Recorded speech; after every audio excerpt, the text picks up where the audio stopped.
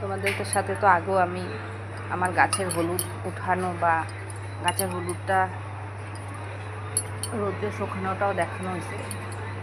তো এখন আমি এটা গুঁড়া করে দিচ্ছি গ্রাইন্ডারে, দেখো। আর এই যে এখন তোমার একটা জারে ঢুকাইতেছে।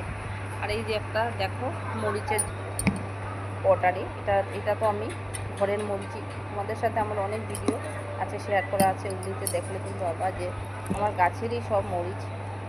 আমি সব সময় ঘরেরই জিনিস ইউজ করি যতটুকু পারি আর কি। আগে এরকম পারতাম না, কেননা যেখানে থাকতাম ওখানে এভাবে গাছ, এখন যে জায়গায় নতুন বাড়ি বানায় নিচ্ছি ওখানে দেখো অনেক গাছ, মরিচ গাছ লাগানো হয়েছে। আর এই যে মরিচ শুকায় রাখছে, অনেক অনেক মরিচ আমি শুকায় রাখি। এত মরিচ তো খাওয়া যায় না, প্রচুর মরিচ। এই যে দেখো 3টা বয়াম আরও আছে, এগুলো সব শুকায় আমি রাখি।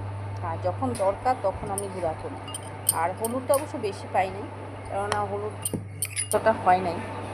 আর যাই হোক যতটুকু হচ্ছে এইটা, কেননা হলুদটা সবসময় খাওয়া ভালো সকালে, তো ওইটা খাওয়ার জন্য রেখে দিছি।